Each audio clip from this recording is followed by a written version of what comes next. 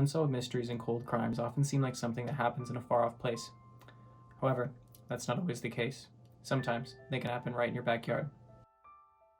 Peggy Broas was your average 17-year-old girl from North Mankato, Minnesota. On August 9, 1969, she left to go babysit. She was described as being in good spirits, with their birthday being the very next day.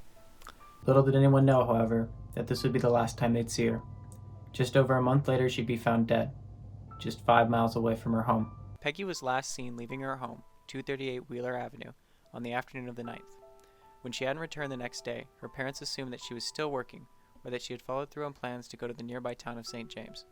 However, when Peggy still hadn't arrived back home later that evening, her parents knew that something was up.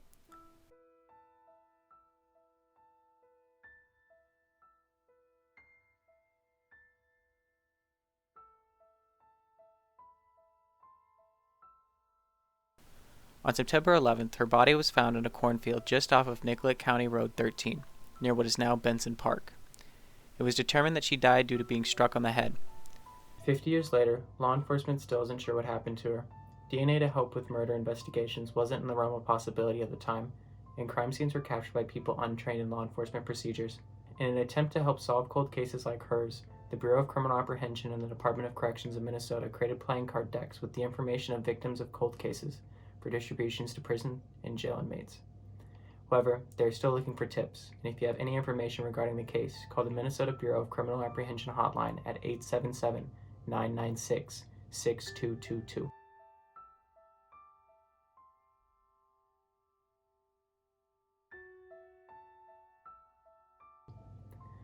This is entering the hypothetical realm, but I feel like it has to be said. To this day, the person who killed Peggy could be walking on the same streets as us. They could be shopping at the same stores and driving on the same roads. However, I think that in the over 51 years since her murder, that the murderer too has passed. But just knowing that someone who took the innocent life of Peggy could be in the same city as I am is honestly bone-chilling. What really brought my attention to this case was that Peggy, like me, lived in Mankato. You don't really think things can happen in your own backyard. Peggy lived just over a mile from my house, and it's shocking to see that something like this can happen in a relatively small city like Mankato.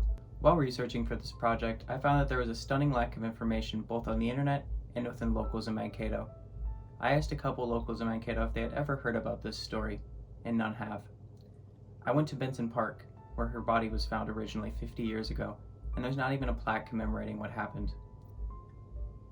Despite this case being 50 years old, I want peace for the Broas family, and I want them to know what happened to Peggy on that fateful night 50 years ago. And on that note, thanks for watching.